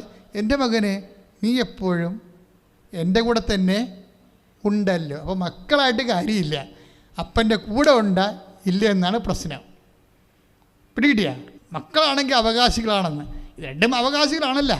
അപ്പം അവകാശികളെക്കാളും ആരാണ് അപ്പൻ്റെ കൂടെ എപ്പോഴും ഉള്ളത്, ആരാണ് വിദൂരദേശത്തേക്ക് പോയി കളയണത്, അതാ ദൈവത്തിൽ നിന്ന് അകന്നു പോണത്. അതോടുകൂടി ഇവരുടെ അവകാശം ക്രമേണ അതായത് അനുഭവിക്കാൻ യോഗ്യതയില്ലാത്ത അവസ്ഥയ്ക്ക് മാറും. എന്താ പ്രശ്നം എന്ന് വെച്ച് കഴിഞ്ഞാൽ, ഇപ്പം നമ്മളെന്തൊക്കെ ദൈവത്തെ മാറ്റി നിർത്തിക്കൊണ്ട് അധ്വാനിച്ചാലും നമ്മൾ ആർക്ക് വേണ്ടിയാണ് അധ്വാനിക്കുന്നത്? നമ്മുടെ മക്കൾക്ക് വേണ്ടിയായിരിക്കും അധ്വാനിക്കണത്, അല്ലേ? അവരെന്തെങ്കിലും പൊട്ടങ്ങൾ കളിച്ചാൽ, ഇപ്പം എനിക്കൊരു ആസ്ട്രേലിയയിൽ നിന്ന് പണ്ട് ഒരു അപ്പനും അമ്മയും വരുമായിരുന്നു, ആസ്ട്രേലിയയിൽ നിന്ന്. അപ്പനും അമ്മയുടെ പ്രശ്നം വെച്ച് കഴിഞ്ഞാൽ മകന് എപ്പോഴും 1 കോടി രൂപ കൊടുത്തുകൊണ്ടിരിക്കണം. 3 മാസം കൂടുമ്പോൾ 1 കോടി എന്ന് വെച്ചാൽ അവൻ അവിടെ എന്തോ ഒരു ഗാംബ്ലിംഗ് ബിസിനസ് നടത്തുകയാണ്. അപ്പോഴേ അവനൊരു സംശയം, എന്താണ്? ഇവർ കോടീശ്വരന്മാരാണ്. അതുകൊണ്ട് തന്നെ ഞാൻ ഇവരോട് അധികം സംസാരിച്ചുമില്ല. കാര്യം എന്താണ്? ഞാൻ എൻ്റെ മാറ്റർ മാത്രമേ സംസാരിച്ചുള്ളൂ. കാര്യം ഇവിടെ പണം നമുക്ക് ആവശ്യമില്ല. അതുകൊണ്ട് തന്നെ നമുക്ക് ദൈവം നമ്മുടെ കൂടെ നിൽക്കുമ്പോൾ നിങ്ങൾക്കത് മനസ്സിലാവും. ദൈവം കൂടെ നിന്നാൽ വേറെ ഒന്നിൻ്റെയും ആരുടെയും ആവശ്യം ഉണ്ടാകത്തില്ല. ഇപ്പോൾ 10:4 പറഞ്ഞില്ലേ, ലൂക്കാസ് സുവിശേഷം എന്താ പറഞ്ഞത്? അതൊരു നിലപാടാണ്. ലൂക്കാസ് സുവിശേഷം 10:4. അപ്പോൾ അതെന്താ? ഈശോ 2 പേരായിട്ട് ആൾക്കാരെ പറഞ്ഞു വിടും. 2 പേരായിട്ട് ഈശോ ആൾക്കാരെ പറഞ്ഞു വിടുമ്പോൾ എന്താ പറയണത്? നിങ്ങൾ മടിശീലയോ സഞ്ചിയോ ചെരുപ്പോ നിങ്ങൾ കൊണ്ടുപോകരുത്. വഴിയിൽ വെച്ച് ആരെയും അഭിവാദനം ചെയ്യുകയും അരുത്. അപ്പം നിസ്സാര കാര്യമാണ്. ആൾക്കാരെ ഹൈ എന്ന് പോലും പറയരുതെന്ന്. എന്ന് വെച്ചാൽ അതിൻ്റെ അർത്ഥം എന്താണ്? നമ്മൾ പ്രേക്ഷിത പ്രവർത്തനം, യേശുവിൻ്റെ പ്രവർത്തനത്തിന് പോകുമ്പോൾ ഒരു മനുഷ്യൻ, ഇപ്പോൾ ഒരാളെ പോകുമ്പോൾ നമുക്കാകുമ്പോൾ ചിരിച്ച് കാണിച്ച്, നമ്മൾ അങ്ങോട്ട് പോകുമ്പോൾ ഒന്ന് ചിരിച്ച് കാണിച്ചെന്ന് വിചാരിച്ചോ, അതുകൊണ്ട് നഷ്ടമൊന്നും വരാൻ പോണില്ല. പക്ഷേ ഈ ദൈവികമായ ദൗത്യത്തിന്, ദൈവത്തിന് പ്രാധാന്യമുള്ള ദൗത്യത്തിന് പോകുമ്പോൾ നമ്മൾ ആരെയും സ്വപ്പെടേണ്ട ഒരു കാര്യമില്ല. നിങ്ങൾ അഭിവാദനം ചെയ്യുമെന്ന് പറഞ്ഞാൽ എൻ്റെ അർത്ഥം എന്താണെന്ന് അറിയാമോ? സ്വപ്പെടരുതെന്ന് എൻ്റെ അർത്ഥം. എന്ന് വെച്ചാൽ ഇവനെ നമ്മൾ അഭിവാദനം ചെയ്തില്ലെങ്കിൽ അപ്പം നമുക്കിട്ടൊരു പണി തന്നാൽ എന്തിരിക്കും? അതുകൊണ്ട് പേടി അതിൻ്റെ ബേസ്മെൻ്റ് എന്താണ്? പേടിയാണ്. നിങ്ങൾ ആൾക്കാരുമായിട്ട് ഡീൽ ചെയ്യുമ്പോൾ നിങ്ങൾ ദൈവത്തെക്കാൾ ആരെ പേടിക്കണം? അങ്ങനെ വചനമില്ലേ 12 കാരണം 12:5 ലൂക്കാസ് വിശേഷമാണ് 12:5 നിങ്ങൾ ആരെ ഭയപ്പെടണമെന്ന് ഞാൻ മുന്നറിയിപ്പ് തരാം. കൊന്നതിന് ശേഷം നിങ്ങളെ നരകത്തിലേക്ക് തള്ളിക്കളയാൻ അധികാരമുള്ളവനെ ഭയപ്പെടുവിൻ. പ്രശ്നം വെച്ച് കഴിഞ്ഞാൽ നമ്മൾ ഈ ആധ്യാത്മികത എന്ന് പറഞ്ഞ ഒരു നിലപാടാണ്. കണ്ട അണ്ടകഴിഞ്ഞ അടകോടനെ വായി നോക്കളെ എല്ലാത്തിനും നാട്ടുകാരെയൊക്കെ എല്ലാത്തിനും നമ്മൾ ചിരിച്ച് കാണിക്കണം, ഭയപ്പെടുന്ന നമ്മൾ അഭിവാദനം ചെയ്യുന്നതിൻ്റെ പിന്നിൽ നമുക്കൊട്ടൊരു പണി കിട്ടല്ലേ, പരവെക്കല്ലേ കേട്ടാ, എങ്ങനെയും ജീവിച്ച് പോട്ടെ, പിഴച്ച് പോട്ടെ എന്ന് നമ്മൾ അവനോട് പട്ടാങ്ങി പറയുകയാണ്. അതാണ് പ്രശ്നം. ഞാൻ എങ്ങനെയെങ്കിലും പിഴച്ച് പോട്ടെ എന്ന് പറഞ്ഞാൽ അവനോട് പട്ടാങ്ങി പറയുകയാണ്. അപ്പം നമ്മുടെ വിശ്വാസത്തിൽ പ്രസരണ നഷ്ടം ഉണ്ടാകും. അതാണ് പ്രശ്നം. ഇവിടെയാണ് ഘട്ടൻ്റെ അതായത് വിശ്വാസം എന്ന് പറഞ്ഞാൽ ഘട്ടൻ്റെ നിലപാടാണ്. നമ്മൾ പ്രസരണ നഷ്ടം ഉണ്ടായാൽ ദൈവത്തെക്കാളുപരി നമ്മൾ മനുഷ്യനെ നമ്മൾ ഭയപ്പെടുന്നുണ്ട്. അതാണ് 12. അപ്പോൾ അത് ഈ വിശ്വാസം എന്ന് പറയുന്നത് എന്തുകൊണ്ടാണ് ദൈവത്തിൽ നിന്ന് അകന്നു പോകണത്? ഇപ്പം ഇളയ മകൻ ദൈവത്തിൽ നിന്ന് അകന്നു പോയി, മൂത്ത മകൻ ദൈവത്തിൽ നിന്ന് അകന്നു പോയില്ല. അപ്പോൾ എങ്ങനെയാണ് അകന്നു പോകണമെന്നാണ് ഇപ്പോൾ പറഞ്ഞുകൊണ്ടിരിക്കുന്നത്. എങ്ങനെയാണ് ദൈവത്തെക്കാൾ പ്രാധാന്യം വ്യക്തികൾക്കോ വസ്തുവിനോ ബന്ധങ്ങൾക്കോ ഇപ്പോൾ നിങ്ങൾ ഒരു കമ്പനിയായ ലൈന വല്ലതുമാണ്. അപ്പോൾ അവൻ പറഞ്ഞ് എടി എനിക്ക് സംസാരിക്കണം, നീ ഇന്ന് പള്ളിയിൽ പോകണ്ടെന്ന് പറഞ്ഞാൽ പോകത്തില്ല. അവൾ തീർന്ന സംഭവം. അതായത് അവൻ്റെ കസ്റ്റഡിയിലായിപ്പോയി. കാര്യം അവനാ റിമോട്ടിൽ ഇവളെ നയിച്ചുകൊണ്ടിരിക്കുന്നത്. ഇതാണ് പ്രശ്നം. ഈ ആധ്യാത്മികതയെ എങ്ങനെ ഡാമേജ് ആക്കുന്നു എന്നുള്ളത് റിലേഷനിൽ നമ്മൾ കൈവരിക്കുന്ന നിലപാടിൻ്റെ ഭാഗമാണത്. ഒരു നിലപാടാണ്. ഇപ്പോൾ ആശീർവാദത്തിൻ്റെ വിഷയം തന്നെ 5:47 മത്തായി ശ്രീകയുടെ സുവിശേഷത്തിൽ എന്താ ഈശോ പറയണത്? നിങ്ങളെ സ്നേഹിക്കുന്നവരെ മാത്രമേ അഭിവാദനം ചെയ്യുന്നുള്ളൂ എങ്കിൽ എന്ത് മേന്മയാ വിശേഷ വിധിയായി നിങ്ങൾ എന്താണ് ചെയ്യണത്? മനസ്സിലായില്ല? അപ്പം നേരത്തെ എന്താ പറഞ്ഞത്? നിങ്ങൾ ആരെയും അഭിവാദനം ചെയ്യരുത് എന്ന് വെച്ചതിൻ്റെ അർത്ഥം എന്താണ്? നിങ്ങൾ ദൈവത്തെക്കാൾ ഉപരി ആരെയും സോപ്പിടരുതെന്നതിൻ്റെ അർത്ഥം. അത് വിശ്വാസം എന്നുകൊണ്ട് ഭയങ്കര രസമാണ്, പ്രസരണ നഷ്ടം ഉണ്ടാകും. പക്ഷേ ദൈവത്തിൻ്റെ പ്രഖ്യാപിത നിലപാട് എന്താണ്? 5:47 പറയണത്. മത്തായിയുടെ സുവിശേഷം 5:47 എന്താ പറയണത്? നിങ്ങൾ സ്നേഹിക്കുന്നവരെ മാത്രമേ നിങ്ങൾ അഭിവാദനം ചെയ്യുന്നുള്ളൂ എങ്കിൽ വിശേഷ വിധിയായി നിങ്ങൾ എന്താണ്? ഒന്ന് ഏറ്റു പറഞ്ഞ്, നിങ്ങളെ സ്നേഹിക്കുന്നവരെ മാത്രം നിങ്ങൾ അഭിവാദനം ചെയ്യുന്നുള്ളൂ എങ്കിൽ വിശേഷ വിധിയായി നിങ്ങൾ എന്താണ് ചെയ്യണത്? ദൈവവേദന. നമ്മുടെ ക്വസ്റ്റ്യൻ എന്താണ്? അവകാശം, മക്കളുടെ അവകാശം. രണ്ടുപേരും അവകാശികളാണ്. ഒരാൾ അവകാശം കൊണ്ട് അപ്പനിൽ നിന്ന് അകന്നുപോയി, മറ്റേ ആൾ അവകാശത്തോടു കൂടി അപ്പൻ്റെ കൂടെ ജീവിച്ചു. എങ്ങനെ അപ്പനിൽ നിന്ന് അകന്നു പോകുന്നു, എങ്ങനെ അപ്പൻ്റെ കൂടെ ജീവിക്കുന്നു എന്നാണ് ഇപ്പോൾ അച്ഛനിലൂടെ ഈശോ പറയണത്. നേരത്തെ പറഞ്ഞത് എന്താണ്? അഭിവാദനം പോലെയുള്ള മറ്റവരെ പേടിച്ചിട്ട് സ്വപ്പിടാൻ വേണ്ടി മനുഷ്യനെ ദൈവത്തിൻ്റെ സ്ഥാനത്തേക്ക് കൊണ്ടുവന്നിട്ടുണ്ട്. ആത്മീയ അവരുടെ ഭൗതിക അടിമകളായി മാറരുത്. അങ്ങനെ വന്നാൽ അപ്പനിൽ നിന്ന് അകന്നു പോകും. You got the point. പിടിയിട്ടേക്കെ, ഇതാണ് എൻ്റെ സത്യം. പക്ഷേ ബേസിക്കായിട്ട് ദൈവം എന്താ പറയണത്? 5:47 മത്തായി സുവിശേഷം എന്താ പറയണത്? നിങ്ങളെ സ്നേഹിക്കുന്നവരെ മാത്രം നിങ്ങൾ അഭിവാദനം ചെയ്താൽ വിശേഷവിധിയായി നിങ്ങൾ എന്താണ് ചെയ്യുന്നത്? അപ്പം എൻ്റെ അർത്ഥം അഭിവാദനം ചെയ്യണമെന്ന് ദൈവം ആഗ്രഹിക്കുന്നുണ്ട്. പക്ഷേ ദൈവത്തിൻ്റെ സ്പിരിറ്റിലായിരിക്കണം. ദൈവം ഉദ്ദേശിക്കുന്നത് എന്താണ്? അഭിവാദനം മാത്രം പോരാ. എന്താണ്? സ്നേഹിക്കുന്നവരെ മാത്രമല്ല അഭിവാദനം ചെയ്യേണ്ടത്, പിന്നെന്ത് ചെയ്യണം? ശത്രുക്കളെ അഭിവാദനം ചെയ്യണം. അതെന്തിൻ്റെ പേരിലാണ്?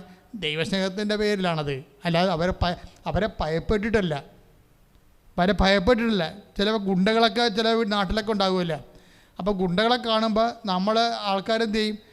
പുരുവാരുണ്ടാക്കാൻ വേണ്ടി 10-100 കൊടുത്താൽ മതിയല്ല.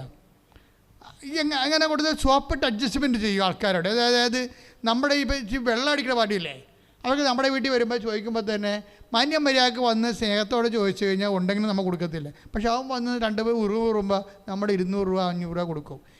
ഇതെല്ലാം നീ ദൈവത്തിൽ നകന്നു പോണ പരിപാടിയാണ്. നമ്മളെന്താ ചെയ്യേണ്ടത്? അവിടെ കക്ഷത്ത് പോകാൻ ഇടവരുത്തല്ലേ എന്ന് പ്രാർത്ഥിക്കണം. പ്രൊട്ടക്ഷൻ പ്രേരണ വേണ്ട നമുക്കവിടെ. വയ്യ പോണ വയ്യാവേദികളൊക്കെ നമ്മളെ പ്രൊട്ടക്ഷനാണ് വേണ്ട. കർത്താവേ, ആടത്തും കൊണ്ട് എൻ്റെ തല വെച്ച് കൊടുക്കാനുള്ള അനുവാദം ഉണ്ടാക്കല്ലേ, ഇഷ്യൂ ഉണ്ടാക്കല്ലേ, എന്നെ പ്രൊട്ടക്റ്റ് ചെയ്യണമേ എന്ന് പ്രാർത്ഥിക്കണം. എന്താ കാര്യമെന്ന് വെച്ചാൽ ഇപ്പോൾ ഉദാഹരണത്തിന് 81-ാമത്തെ സങ്കീർത്തനം കേട്ടോ, 81-ാം സങ്കീർത്തനം 13-ാമത്തെ വാക്യം, എൻ്റെ ജനം എൻ്റെ വാക്ക് കേട്ടിരുന്നുവെങ്കിൽ ഇസ്രായേൽ എൻ്റെ മാർഗത്തിൽ ചരിച്ചിരുന്നെങ്കിൽ അടുത്ത വായിച്ചോളൂ. അതിവേഗം അവരുടെ വൈരികളെ ഞാൻ കീഴ്പ്പെടുത്തുമായിരുന്നു. ദൈവത്തിൻ്റെ കാര്യമാണ്. നമ്മളെ വേദനിപ്പിക്കുകയും നമ്മുടെ കഴുത്തേക്ക് കയറാൻ വേണ്ടി വരുന്നവന്മാരെ ഒതുക്കുക എന്നുള്ളത് നമ്മുടെ പരിപാടിയല്ല. അതാണ് സങ്കീർത്തനം 81:13. എൻ്റെ ജനം എൻ്റെ വാക്ക് കേട്ടിരുന്നെങ്കിൽ എന്ന് വെച്ച് കഴിഞ്ഞാൽ ഉടമ്പടിയാണ് സംഭവം. അവൻ പറയണത് പോലെ ചെയ്തിരുന്നെങ്കിൽ, കർത്താവിൻ്റെ വചനം അനുസരിച്ചാണ് നമ്മൾ ജീവിച്ചിരുന്നെങ്കിൽ തീർച്ചയായിട്ടും ശത്രുവിനെ അതിവേഗമാണ്, സ്പീഡാണ്, ഭയങ്കര അതിവേഗം നിൻ്റെ ശത്രുക്കളെ ഞാൻ കീഴ്പ്പെടുത്തുമായിരുന്നു. അപ്പോൾ ദൈവവചനം അനുസരിച്ച് നമ്മൾ കർത്താവിൻ്റെ വേല കൃത്യമായിട്ട്, പല ആൾക്കാർക്കും അങ്ങനെയാണ്. മാന്യം മര്യാദയ്ക്ക് ദൈവത്തിന് വേണ്ടി ദൈവത്തിൻ്റെ കാര്യം മാത്രം ചിന്തിച്ച് ജീവിക്കുന്ന ആൾക്കാർക്ക് ശത്രുതയില്ല. ശത്രുതല്ല അവൻ്റെ പാദത്തിൻ്റെ കീഴിലാണ്. അപ്പം അത് നിലപാടിൻ്റെ ഒരു ഭാഗമാണ്. ഇപ്പം നമ്മൾ അവനെ പേടിക്കുകയാണ് എന്ന് വെച്ചാൽ പതുക്കെ നമ്മൾ അവകാശം നഷ്ടപ്പെട്ട് ദൂർത്തപുത്രനെ പോലെ അകന്നകന്ന് പോണ പോലെ തുല്യമാണ്. അപ്പം എല്ലാം ഒരു നിലപാടാണ്. നമ്മൾ ആധ്യാത്മിക ജീവിതം എന്ന് പറഞ്ഞാൽ കുറച്ച് പ്രാർത്ഥന ചെല്ലുന്ന പരിപാടിയല്ല. അത് സുവിശേഷ വിഹിതമായ ഒരു നിലപാട്, പ്രശ്നങ്ങളോടുള്ള ഒരു നിലപാടാണത് കാര്യം. പക്ഷേ അതിൻ്റെ അടിസ്ഥാനം എന്താ? വിശ്വാസമാണ് അടിസ്ഥാനം. വിശ്വാസം എന്ന് വെച്ച് കഴിഞ്ഞാൽ ഇപ്പോൾ ഉദാഹരണത്തിന് ഇപ്പോൾ 2 രാജാക്കന്മാർ 7:1. 2 രാജാക്കന്മാരുടെ പുസ്തകം 7-ാം അധ്യായം 1-ാം വചനം. എലീശ പറഞ്ഞു കർത്താവിന്റെ വചനം ശ്രവിക്കുവിൻ. അവിടുന്ന് അരുളി ചെയ്യുന്നു, നാളെ ഈ നേരത്ത് സമരിയായുടെ കവാടത്തിൽ ഒരളവ് നേരിയ മാവ് 1 ശെക്കൽ 2 അളവ് ബാർലിയും 1 ശെക്കലും വിൽക്കപ്പെടും. Praise the lord. അതായത് ഇതിൻ്റെ വിഷയം ഇതാണ്. അതായത് സമറിയയുമായിട്ട് യുദ്ധം, ഇവർക്ക് ഉപരോധം, ആർക്ക്? ഇസ്രായേലിന് ഉപരോധം. അപ്പോൾ ഉപരോധത്തിൻ്റെ സമയത്ത് എന്താ സംഭവിക്കുന്നത്?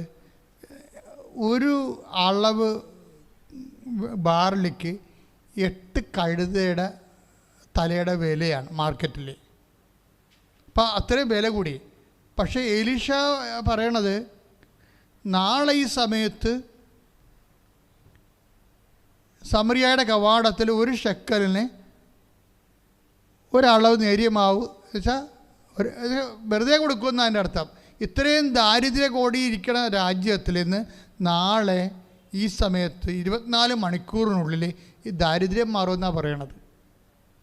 പീഡിയ ഒരു രാജ്യത്തിൻ്റെ ദാരിദ്ര്യമാണ് അത്. 2 രാജാക്കന്മാരുടെ 7:1-2-3 വചനങ്ങളാണ്. അതായത് മഹാദാരിദ്ര്യം പിടിച്ചു കിടക്കുന്ന ഒരു സംഭവം.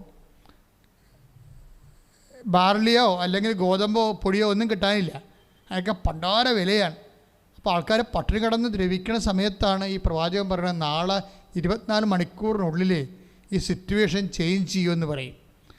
അത് പറയുമ്പോൾ ഹോസേ രാജാവിൻ്റെ ചുമലിൽ ഹോസേ രാജാവ് എൻ്റെ സേനാനായകൻ, അയാളാണല്ലോ യുദ്ധത്തിൻ്റെ വീരൻ, അയാൾ ഈ രാജാവിൻ്റെ ചുമലിങ്ങനെ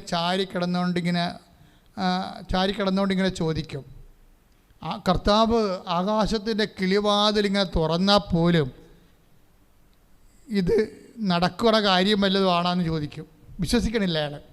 അപ്പോൾ എലീശ തിരിച്ചു പറയുന്നൊരു വാക്കുണ്ടാണ്, നീ സ്വന്തം കണ്ണുകൊണ്ട് അത് കാണും. എന്നാൽ എന്നാൽ അതിൽ നിന്ന് ഭക്ഷിക്കുകയില്ല. അനുഭവിക്കത്തില്ലെന്ന്. അതാണ്, അവകാശം ഉണ്ടാവും പക്ഷേ അനുഭവമില്ല. ഇതൊരു സീരിയസ് വിഷയമാണ്. മക്കളാണെങ്കിൽ നമ്മൾ അവകാശികളാണെന്ന് പറയും, പക്ഷേ അവകാശം കൊണ്ട് കാര്യമായില്ല, അനുഭവിക്കാനുള്ള യോഗ്യത വേണം. അവകാശം മക്കളാണെങ്കിൽ റോമ 1:17 മക്കളാണെങ്കിൽ അവകാശികളാണ്, പക്ഷേ അവകാശികളായതുകൊണ്ട് അനുഭവിക്കണമെന്ന് നിർബന്ധമില്ല. അതാണ് പറയണത്. നീ ഇത് കാണും. എലീഷ പറയണതാണ്, നാളെ ഈ സമയത്ത് ഇവിടെ ഗോതമ്പും ബാർലിയും ഒക്കെ ഫ്രീ ആയിട്ട് ആൾക്കാർക്ക് കൊടുക്കും. അപ്പോൾ അയാൾ ചോദിക്കും, ഞാനതൊന്നും വിശ്വസിക്കത്തില്ല, കർത്താവ് നേരെ ആകാശം തുറന്നു തന്നാൽ പോലും ഇതുപോലെ നടക്കണ കാര്യമാണെന്ന് ചോദിക്കും.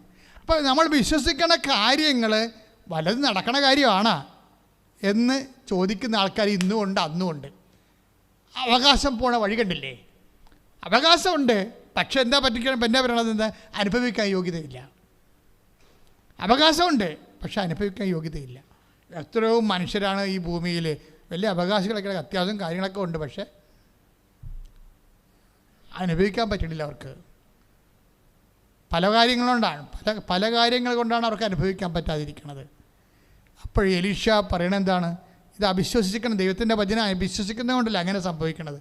അതുകൊണ്ട് നീ ഇത് കാണും, ഇങ്ങനെ കർത്താവ് ഫ്രീ ആയിട്ട് സൗജന്യമായിട്ട് ഇതിൻ്റെ നാടിൻ്റെ പട്ടിണി മാറ്റണം നീ കാണും. പക്ഷേ ഒരു പിടി പോലും അതിൽ നിന്ന് കഴിക്കാൻ നിങ്ങൾക്ക് പറ്റത്തില്ല. എന്താ കാര്യം വെച്ച് കഴിഞ്ഞാൽ, ഈ സമറിയയുടെ കവാടം തുറന്നത് കർത്താവ് ഒരു കുതിരയുടെ സ്വരം ഇവരെ കേൾപ്പിക്കും. സമറിയക്കാരെ വലിയ വലിയ ഭയങ്കരമായ യുദ്ധസന്നാഹത്തിൻ്റെ സ്വരം ഇവരെ വിസിൽ കേൾപ്പിക്കണേ. ഇവർ പെരുണ്ട് ഓടും. ഭയങ്കര സൈന്യം ആക്രമിക്കാൻ പറഞ്ഞ് ഓടിക്കഴിയുമ്പോൾ പാളയം ആരുമില്ലാത്ത രീതിയിൽ ഗോതമ്പ് ചാക്കുകളും അരിച്ചാക്കുകളും നിറച്ച് കിടക്കണം. ഉടനെ ഒരു 2 കുഷ്ഠരോഗികൾ വന്നത് കണ്ടുപിടിക്കും. ജനങ്ങളോട് പറയും, പാളയത്ത് മുഴുവനും ഗോതമ്പും ബാർലിയും പൊടിയാണെന്ന് പറയും. വാട പോലെ കൂട്ടിയിട്ടിരിക്കണമെന്ന് പറയുമ്പോൾ ഇസ്രായേൽ ജനം മുഴുവനും ഓടും. അപ്പോൾ ഈ സേനാനായകനാണ് രാജാവ് ഏൽപ്പിക്കണത് ജനങ്ങളെ നിയന്ത്രിക്കാൻ വേണ്ടി. പാളയത്തിലൊക്കെ വിടാൻ വേണ്ടി ജനങ്ങൾക്ക് നിയന്ത്രിക്കണ്ടേ, അതിനു വേണ്ടി. അപ്പോൾ അയാളെ നിയന്ത്രിക്കാൻ വേണ്ടി കവാടത്തേക്ക് നിൽക്കുമ്പോൾ എന്താ സംഭവിക്കണത്? ജനങ്ങൾ പട്ടിണി കിടന്നിട്ട് എത്രയോ ദിവസങ്ങളായി. അവരിങ്ങനെ പരവേശവും ഇതുകൊണ്ട് ആക്രാന്തം കൊണ്ട് എല്ലാം കൊണ്ട് ഇടിച്ച് തല്ലി പാളയത്തിൽ കയറുമ്പോൾ ഇയാൾ താഴെ വീഴുമ്പോൾ ജനങ്ങൾ അയാളുടെ മുതുകത്തോട് കയറിപ്പോയി നട്ടെല്ലൊടിഞ്ഞു പോകും, ചത്തുപോകും. അതാണ് എലീഷ പറയണത്.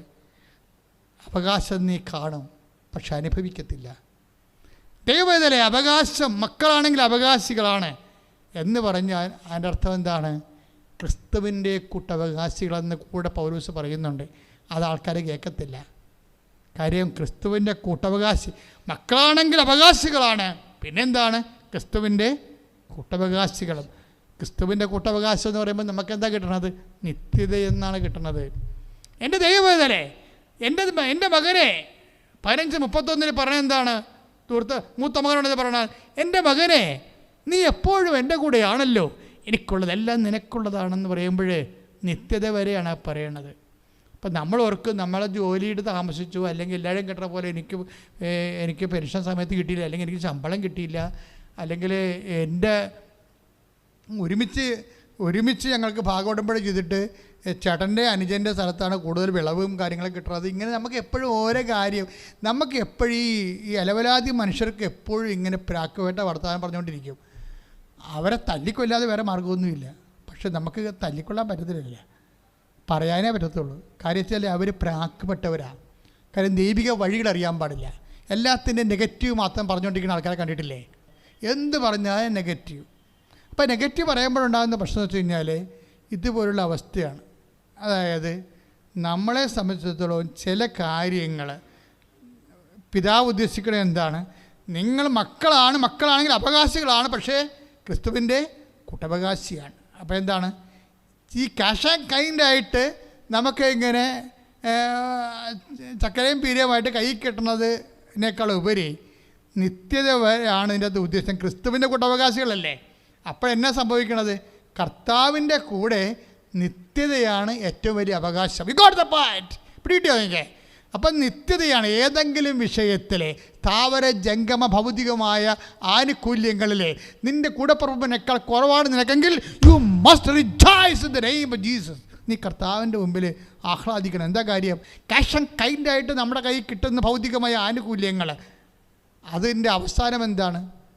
ഈ ശരീരം തന്നെ ഉപയോഗിച്ച് അത് പോവും. പക്ഷേ ക്രിസ്തുവിൻ്റെ കൂട്ടവകാശികളെന്ന് പറയുന്ന രണ്ടാമത്തെ ഒരു പക്ഷേ ഏറ്റവും വലിയ അവകാശമുണ്ട്. അതെന്താ? നിത്യതയാണ്. എൻ്റെ ദൈവവേദലെ ഏതെങ്കിലും കാരണങ്ങൾ, ഇപ്പം നമ്മൾ തന്നെ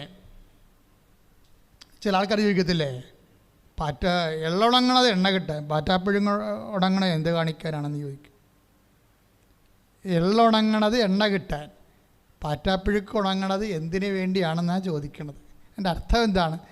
ഇപ്പം മകനെ പരീക്ഷ എഴുതിക്കാൻ കൊണ്ടുപോകണം, മരുമകളെ പരീക്ഷ എഴുതിക്കാൻ കൊണ്ടുപോകണം, അല്ലെങ്കിൽ ചേട്ടൻ്റെ ഭാര്യനെ പരീക്ഷ എഴുതിക്കാൻ കൊണ്ടുപോകണം, അല്ലെങ്കിൽ അയൽവാസിനെ പരീക്ഷ എഴുതിക്കാൻ കൊണ്ടുപോകണം. ബാംഗ്ലൂരാണ് പരീക്ഷ നടക്കുന്നത്. നമ്മൾ അവിടെ ചെല്ലുമ്പോൾ നമ്മൾ അവിടെ കൂടെ ഒരു കൂട്ട് പോകണം. അവൾക്കാർ പ്രഗ്നൻ്റാണ്, അതുകൊണ്ട് കൂട്ട് പോകണം. അപ്പോൾ കൂട്ട് പോകുമ്പോൾ അവളെന്ത് ചെയ്യും? ആ പരീക്ഷ പാസ്സായി അവൾ നേഴ്സാകും. അവൾ എണ്ണ ഉണങ്ങണത് എന്തിനാണ്? എണ്ണ കിട്ടാൻ. അതിൻ്റെ കൂടെ പോണ പാറ്റാപ്പഴക്ക് എന്ത് കിട്ടാനോ? ഒന്നും കിട്ടത്തില്ല. അപ്പോൾ ആ ഒരു മൈൻഡിലാണ് ആൾക്കാർ വിഷയങ്ങളെ എടുക്കണത്. ഈശോ പറഞ്ഞത് എന്താണ്? നീ പാറ്റാപ്പഴക്കായിട്ട് അവിടെ നിനക്കൊന്നും കിട്ടിയില്ലെങ്കിലും അവിടെ കിട്ടാത്ത കാര്യം ഞാൻ നിനക്ക് തരും. ഇതാണ് വിശ്വാസം എന്ന് പറയുന്നത്. അവിടെ കിട്ടത്തില്ല, അവളുടെ കാര്യം ജോലി സഹായിക്കുന്നതേ ഉള്ളൂ. അതുകൊണ്ടാണ് ഈശോ പറഞ്ഞത് വിശേഷ വിധിയായി നിങ്ങളുടെ സഹോദരങ്ങളെ മാത്രമേ. ഇപ്പോൾ 6:38 ഇല്ലേ ലൂക്കാസ് വിശേഷം, അതായത് 6:38 വചനങ്ങൾ. ശപിക്കുന്നവരെ അനുഗ്രഹിക്കുവിൻ, അധിക്ഷേപിക്കുന്നവർക്ക് വേണ്ടി പ്രാർത്ഥിക്കുക. അടുത്ത വചനം വായിച്ചേ. ഒരു ചെകിടത്ത് അടിക്കുന്നവന് മറ്റേ ചെകിടുകൂടി കാണിച്ചു കൊടുക്കുക. മേലങ്കി എടുക്കുന്നവന് കുപ്പായം കൂടി എടുക്കുന്നതിൽ നിന്ന് തടയരുത്. നിന്നോട് ചോദിക്കുന്ന ഏതൊരുവനും കൊടുക്കുക. നിന്റെ വസ്തുക്കൾ എടുത്തു കൊണ്ടുപോകുന്നതിനോട് തിരികെ ചോദിക്കരുത്. നിന്റെ വസ്തുക്കൾ എടുത്തുകൊണ്ട് പോകുന്നതോട് തിരികെ ചോദിക്കരുത്. മക്കളെ, ഇതൊക്കെ ഈ വചനങ്ങളെ കേട്ടിട്ട് ഈ ജന്മത്തിൽ ഇത് നടക്കില്ല നിങ്ങൾക്ക് തോന്നണില്ലേ?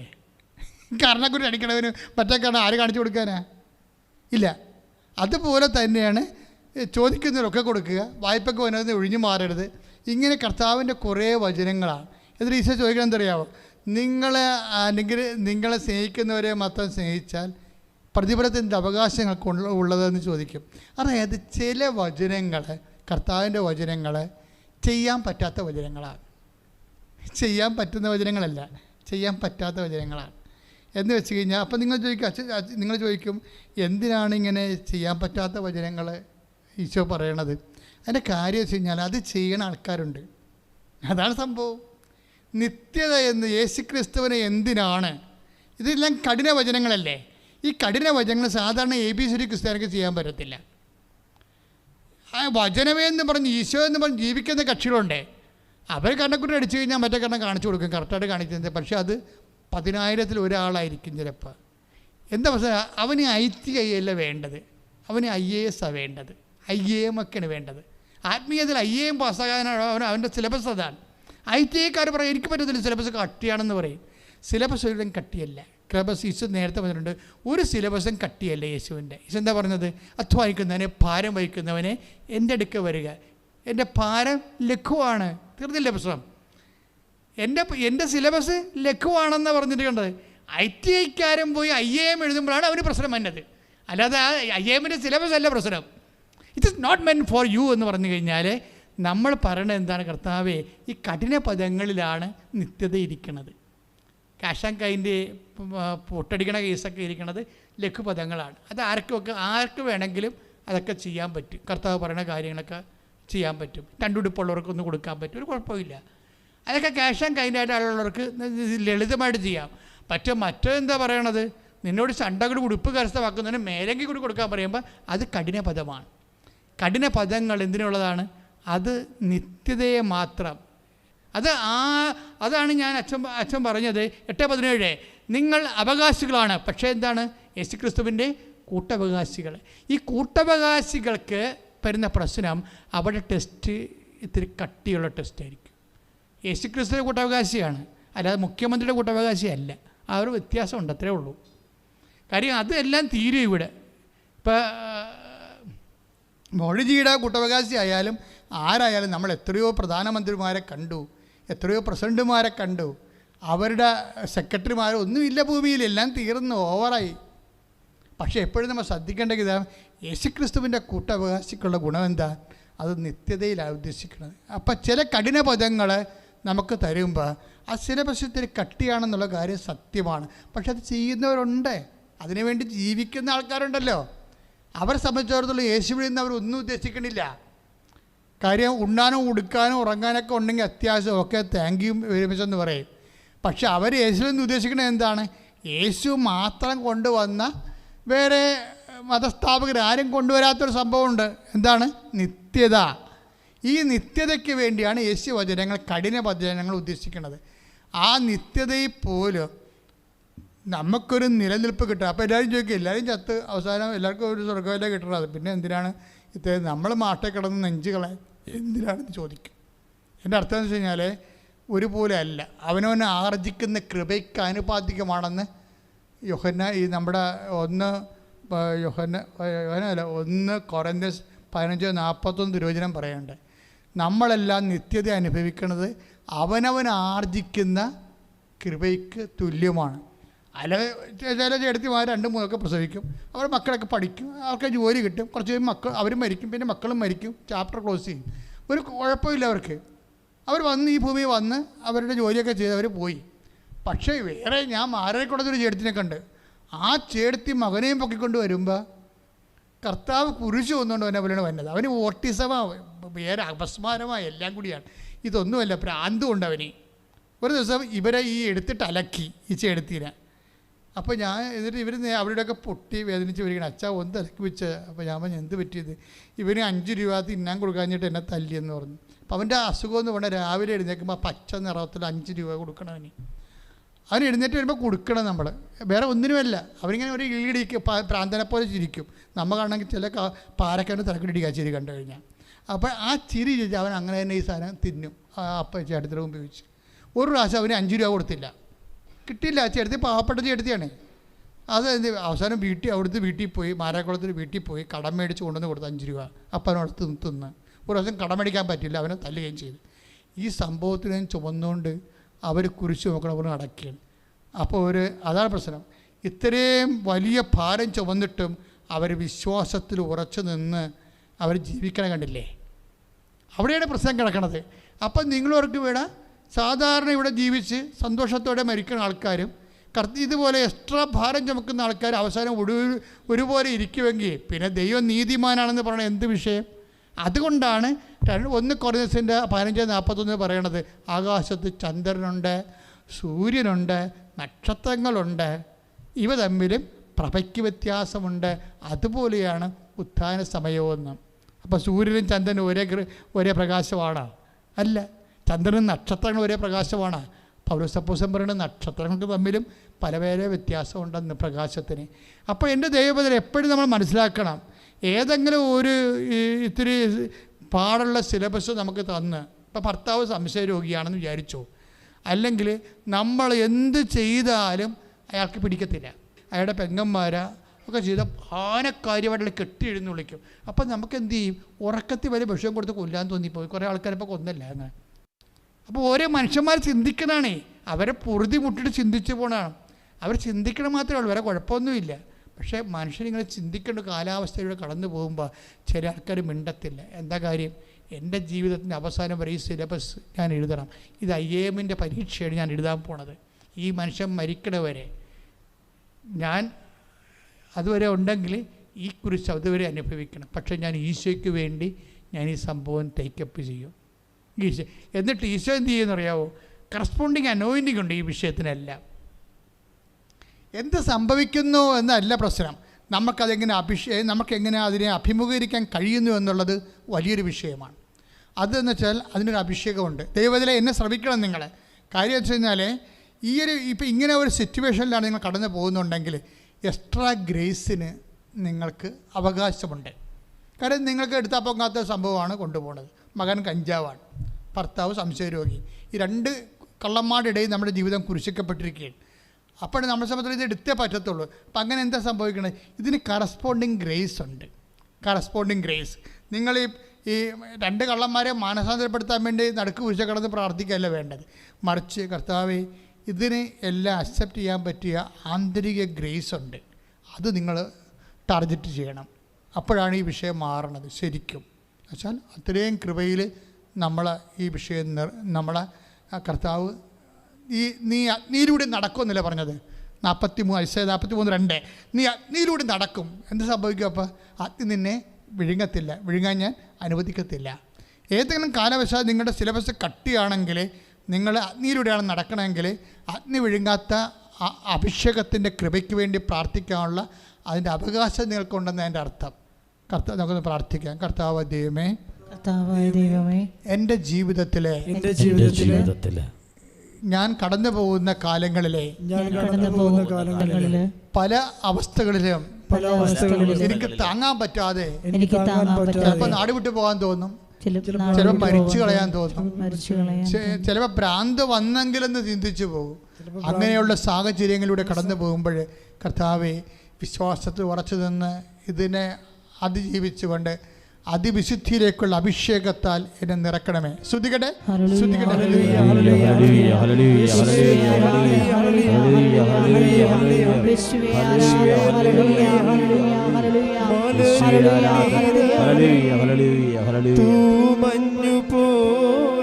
എന്ന സംഭവമുണ്ട് വെച്ച് കഴിഞ്ഞാൽ പ്രാപ്തി. ദൈവത്തിരുസന്നിധി പ്രാപ്തി കൂട്ടിയാൽ കാര്യങ്ങൾ ഒത്തിരി, ഇപ്പം നമ്മളുടെ പല പ്രശ്നങ്ങളുടെയും കാര്യം പ്രാപ്തി ഇല്ലാത്തതാണ്. ഇപ്പം എന്താ വെച്ചാൽ ഉദ്ദേശിക്കുന്നത്? ഇപ്പോൾ ഉദാഹരണത്തിന് ഇപ്പോൾ ഈ നമ്മൾ ആദ്യം പറഞ്ഞ ഒരു ആളില്ലേ, ലിസി എവിടെയാ സ്ഥലം? ലിസി മുക്കന്നൂർ അല്ലേ, തൃശ്ശൂരാണ്. അപ്പോൾ ആ ചേച്ചിയുടെ വിഷയം എന്ന് വെച്ചാൽ ഇത്രയും പ്രശ്നം ഉണ്ടായ സമയത്ത് അവിടെ പ്രശ്നം എന്താണ്? അക്കാമ സറണ്ടറായിട്ട്, പക്ഷേ അക്കാമയെ എൻ്റെ കാലഹരണപ്പെട്ടു പോയി. അതുകൊണ്ട് അവർക്ക് റിലീവിങ് ഓർഡർ കിട്ടത്തില്ല, അതുകൊണ്ട് നാട്ടിലോട്ട് പോകാൻ പറ്റത്തില്ല. ഇന്ന് ഫ്ലൈറ്റാണ്, 4 മണിക്കൂർ മുമ്പ് അവിടെ റിപ്പോർട്ട് ചെയ്യേണ്ടതാണ്. പക്ഷേ ഇതൊന്നും നടക്കത്തില്ല. പക്ഷേ അതേക്കാൾ ഉപരി അവർ അവിടെ നിന്ന് ഇറങ്ങിപ്പോകുന്നു. എവിടെ നിന്നാണ്? വാടക താമസിക്കരുന്ന്, വാടക വിട്ടു പോകുന്നത്. അപ്പോൾ ഇനി എന്ത് ചെയ്യും? അകത്ത് കയറാനും പറ്റത്തില്ല, 2 ആഴ്ച കഴിഞ്ഞേ നടക്കത്തുള്ളൂ. ഇങ്ങനെ അവർ നിന്ന് കത്തുകയും. അപ്പോൾ എന്താ പ്രശ്നം വെച്ച് കഴിഞ്ഞാൽ, ഈ സമയത്ത് ഇവർ പറയുന്ന ഒരു ഡയലോഗുണ്ട്, മകളോട് പറയുന്ന ഒരു ഡയലോഗുണ്ട്. അപ്പോൾ എൻ്റെ മകളെ, കൃപാസനത്തിലെ മാതാവ് സഞ്ചാരി മാതാവാണ്. അച്ഛൻ പറഞ്ഞിട്ടുണ്ട്, പറന്നിവിടെ എംബസി എത്തും. നീ നോക്കിക്കോ, 2 മിനിറ്റിൽ അമ്മ പറന്ന് എംബസി എത്തുമെന്ന് പറഞ്ഞു. എൻ്റെ അമ്മേ, 2 മിനിറ്റിനുള്ളിൽ ഇവർ അവിടെ സീനിയർ ഓഫീസേഴ്സിനൊക്കെ വിളിച്ച് എല്ലാവരും കൂടി വന്ന് സെറ്റാക്കി മാതാവ് നിന്ന് അത് ചെയ്ത്. എന്നിട്ട് ഇവർ പറഞ്ഞു, നിങ്ങളങ്ങോട്ട് നേരെ പൊയ്ക്കോളൂ, പോകുന്ന വഴിക്ക് വിസ റിലീവിങ് ഓർഡറും ഒക്കെ ആയിരിക്കും എന്ന് പറഞ്ഞു. വെച്ചാൽ സ്പീഡാണ്. പക്ഷേ അതല്ല, അവിടെ ഒരു പ്രഖ്യാപനമുണ്ട്. എന്താ പ്രശ്നം? നിന്ന് കത്തുമ്പോൾ ഒരു പ്രഖ്യാപനം, ബോധം കെട്ട് വീഴുകയല്ല. ഈ വിശ്വാസം ഇല്ലാത്തവരാണെങ്കിൽ ചങ്കിടിച്ച് വീഴും. പ്രാർത്ഥിക്കുന്ന ആൾക്കാരാണെങ്കിൽ പ്രാർത്ഥിക്കാൻ നോക്കും. പക്ഷേ ഈ പ്രാർത്ഥിച്ച പരിചയമില്ലാത്തവർ ഇതുപോലുള്ള മോശം ടൈമിൽ പ്രാർത്ഥിച്ച ഒക്കത്തുമില്ല. അതാണ് എൻ്റെ വിഷയം. അതുകൊണ്ടാണ് അച്ഛൻ ആദ്യമേ പറഞ്ഞത്, പ്രാർത്ഥിക്കാൻ ഉദ്ദേശിക്കുന്നവരെ മിനിമം പ്രാർത്ഥന ജീവിതം നിലനിർത്തിക്കൊണ്ട് പോകണം. ഈ ലിസി ആ ടൈപ്പാണ്. അവർ മിനിമം പ്രാർത്ഥനാ ജീവിതം നിലനിർത്തിക്കൊണ്ട് പോകണ കാരണം അവർക്ക് നല്ല ഉറപ്പാണ്. തന്നെയല്ല, ഈ ലിസി 1 മാസം മുമ്പ് ഒരു സ്വപ്നം കണ്ടായിരുന്നു. ലിസി കണ്ട സ്വപ്നം ഭയങ്കര വിറ്റാണ്. അതായത് ഭയങ്കരമായിട്ട് തീ കത്തണം. തീ കത്തുമ്പോൾ കൃപാസനം മാതാവ് ചിറക് ധരിച്ച് ഈ തീയിൽ നിന്നകത്തേട്ട് പുറത്തേക്ക് വരണം. അതാണ് കണ്ട സ്വപ്നം. അപ്പോൾ ഉടനെ ലിസി വിചാരിച്ചു, ദൈവമേ വല്ലയിടത്തും തീ പിടിക്കാൻ വേണം, മാതാവേ തീ കെടുത്തേക്കണേ എന്ന് പറഞ്ഞ് ഇവർ പ്രാർത്ഥിച്ച്. പക്ഷേ തീ പിടിച്ച ആർക്കാണ്? ഇവർക്ക് തന്നെയാണ്. ഈ എംബസി സംഭവിക്കാൻ പോകുന്ന കാര്യം അമ്മ നേരത്തെ കാണിച്ചു കൊടുത്തതാണ്. എംബസി സംഭവിക്കാൻ പോണത് നീ നിന്ന് കത്തുന്ന ഈ എംബസിയിൽ, പക്ഷേ ഞാൻ ചിറകം ധരിച്ച് വന്നിട്ട് നിന്നെ അവിടെ നിന്ന് റിലീവ് ചെയ്യും. അതാണ് അതായത് ഞാനിപ്പോൾ നിങ്ങളെ പറയുമ്പോൾ നിങ്ങൾക്ക് ചില സമയത്ത് ഇത് ഉൾക്കൊള്ളാൻ ചിലപ്പോൾ പാടായിട്ട് തോന്നും. പക്ഷേ സംഭവിച്ചു കഴിഞ്ഞാൽ നമ്മളൊക്കെ ഒരു സങ്കല്പ വിശ്വാസികളല്ല. എല്ലാവരും ആണെന്ന് ഞാൻ പറയില്ല. അപ്പൻ്റെ അമ്മയും ക്രിസ്ത്യാനികളായതുകൊണ്ട് അങ്ങനെ ജീവിച്ച് ക്രിസ്ത്യാനിയായിട്ട് ജനിച്ച് അവരുടെ പേരൊക്കെ ഇട്ട് അങ്ങനെ പോയി ജീവിക്കണം എന്നല്ലാതെ വേറെ കഥ ഒന്നുമില്ല. അപ്പം അതുകൊണ്ട് തന്നെ ദൈവദൈവസന്ധി പോയിൻ്റ് കുറവാണ്. പോയിൻ്റ് കൂടണമെന്നുണ്ടെങ്കിൽ ഉള്ള മാർഗം ഈ 5:47 മത്തായിയുടെ സുവിശേഷം 5:47. എന്താ പ്രശ്നം? വിശേഷ വിധിയായി നിങ്ങൾ എന്താണ് ചെയ്യണത് എന്നുവെച്ചാൽ നിങ്ങളോട് പറഞ്ഞിരിക്കുന്നതിനേക്കാൾ കൂടുതലായിട്ട് നിങ്ങൾ എന്താണ് ചെയ്യണത്. അതായത് സഹോദരങ്ങളെ മാത്രം നിങ്ങൾ അഭിവാദനം ചെയ്യുന്നുവെങ്കിൽ വിശേഷവിധിയായി എന്താണ് നിങ്ങൾ ചെയ്യുന്നത്. അതാണ് ഇപ്പം ദൈവത്തിൻ്റെ ഒരു മിനിമം ഗ്യാരണ്ടി നിലനിർത്താനുള്ള മാർഗം എന്താണ്? എക്സ്ട്രാ ആയിട്ടുള്ള കാര്യങ്ങൾ ചെയ്യണം.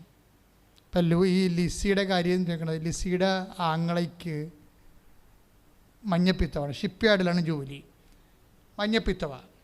ഇപ്പോൾ മഞ്ഞപ്പിത്തമായിട്ട് കരളിൻ്റെ ബെഡ്റൂമിൽ കൂടിയിട്ട് അയാൾ അവിടുന്ന് ജോലിയിൽ നിന്ന് പറഞ്ഞു വിട്ടു. അപ്പോൾ ഈ ലിസിയുടെ ചേച്ചിമാർ രണ്ടുപേരും ഇതുപോലെ ഈ അഡാറ് ഫെയ്ത്തുള്ള ആൾക്കാരാണ്. ഈ കക്ഷികൾ നേരെ വന്ന് ഇവിടെ ഉടമ്പടി ചെയ്ത് ആങ്ങളെയും കൊണ്ടുവന്ന് ഉടമ്പടി ചെയ്യും. ഉടമ്പടി ചെയ്താൽ ഇവളോട് പറയണത്, ഇനി ഞങ്ങൾ ഉടമ്പടി ചെയ്തിട്ടുണ്ട്, നീയും പ്രാർത്ഥിച്ചേക്കണമെന്ന് പറയും. കാരണം ചേട്ടായിയെ പറഞ്ഞു വിട്ടു, ഹോസ്പിറ്റലിൽ അവിടെ ജോലിയിൽ നിന്ന് പറഞ്ഞു വിട്ടിട്ടുണ്ടെന്ന് പറയും. ചേട്ടായിക്ക് ജോലി ബിൽഡറും കൂടുന്നില്ല, മഞ്ഞപ്പിത്തം കൂടിയിട്ട് മഹോദരത്തിലേക്ക് പോയിക്കൊണ്ടിരിക്കുകയാണെന്ന് പറയും. പക്ഷേ ഇവരെന്നാ ചെയ്യണമെന്ന് വെച്ച് കഴിഞ്ഞാൽ ഇവർ നമ്മൾ പറയാത്തൊരു പരിപാടി ചെയ്യും. എന്താ ചെയ്യണത്? ഇവിടുന്ന് ഷിപ്പ്യാർഡ് വരെ ഈ ആങ്ങളെ നടുക്ക് കാറിലിരുത്തിക്കൊണ്ട് ഇവിടുന്ന് ഷിപ്പ്യാർഡ് വരെ അവർ ജവമാല ചെല്ലും. അത് നമ്മൾ പറയാത്ത സാധനമാണ്. അത് നമ്മൾ പറയാത്ത സമയം എക്സ്ട്രാ ചെയ്യണതാണത്. ഇങ്ങനെ ഒരു 3 പ്രാവശ്യം ഇവിടെ വരികയും മാതാവിനെ കാണുകയും പോവുകയും ചെയ്ത് കഴിയുമ്പോൾ എന്താ പറ്റുമെന്ന് അറിയാമോ?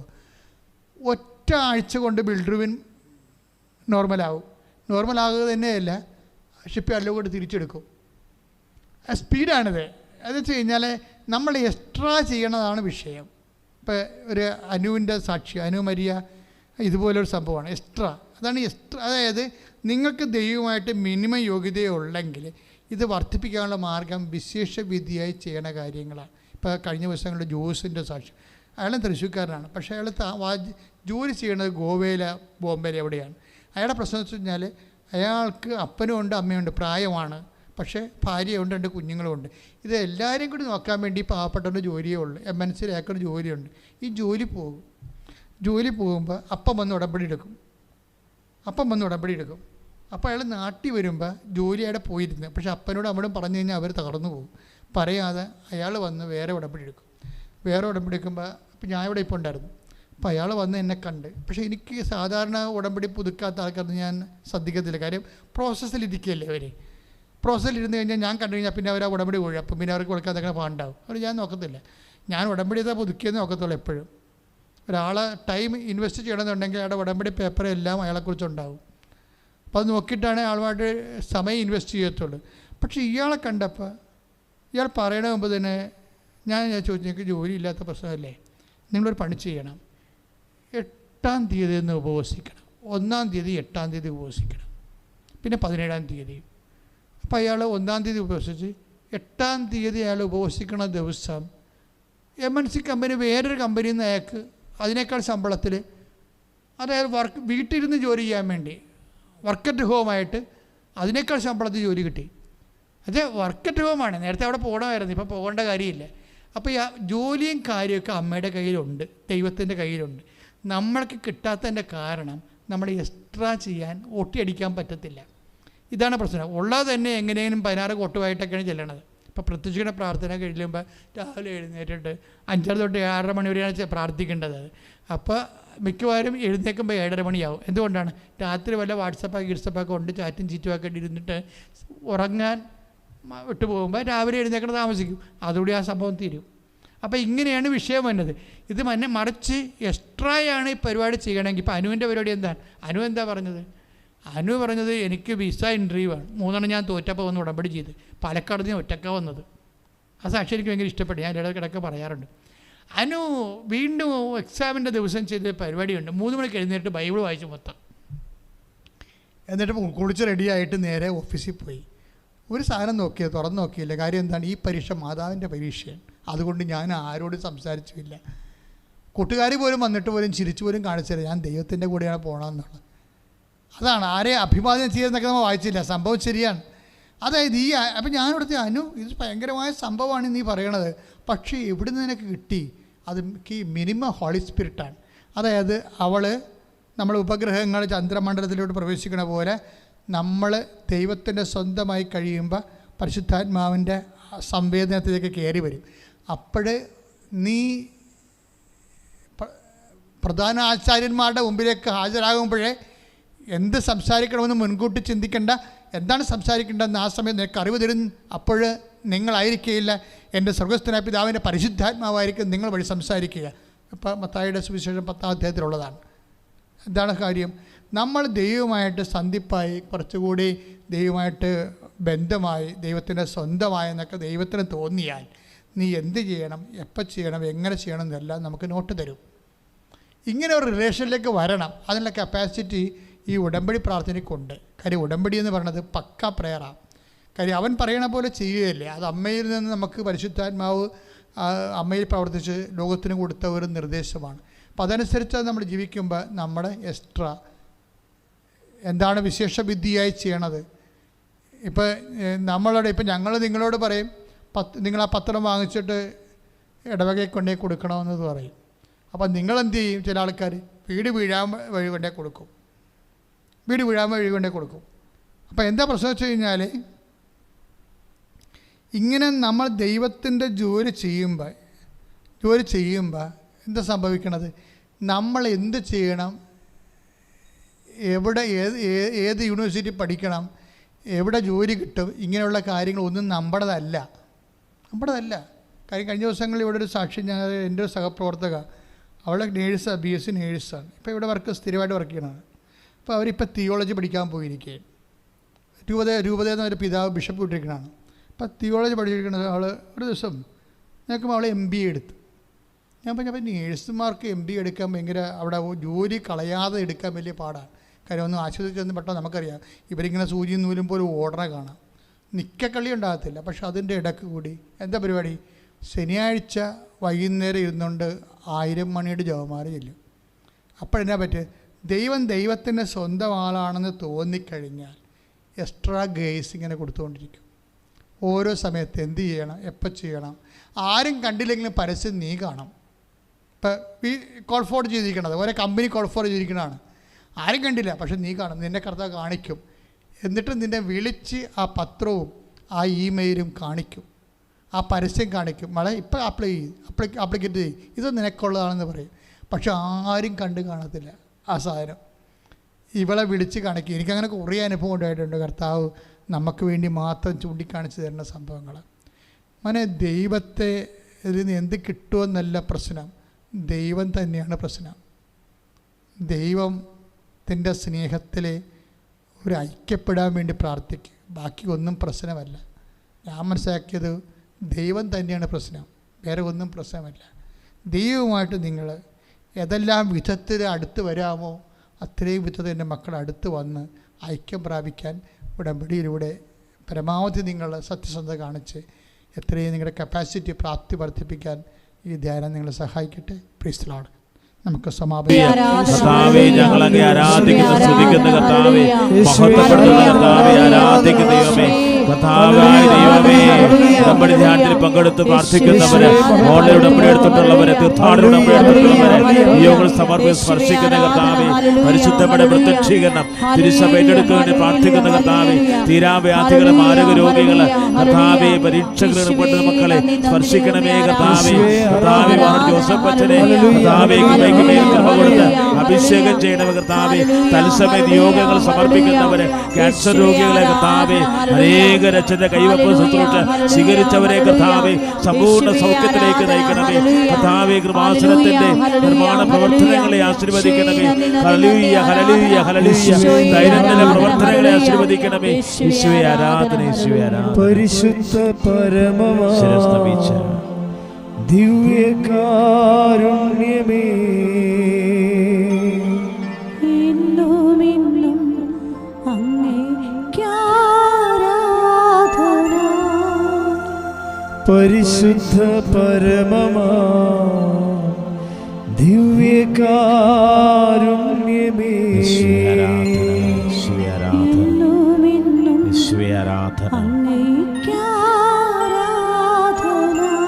ആരാധന. പരിശുദ്ധ പരമമാ ആരാധന, ദിവ്യകാരുണ്യമേ ആരാധന. എന്നുമെന്നും അങ്ങേയ്ക്കാരാധന. അമ്മേ പരിശുദ്ധതയെ മാതാവേ, ആവേ പ്രത്യക്ഷീകരണ മാതാവേ,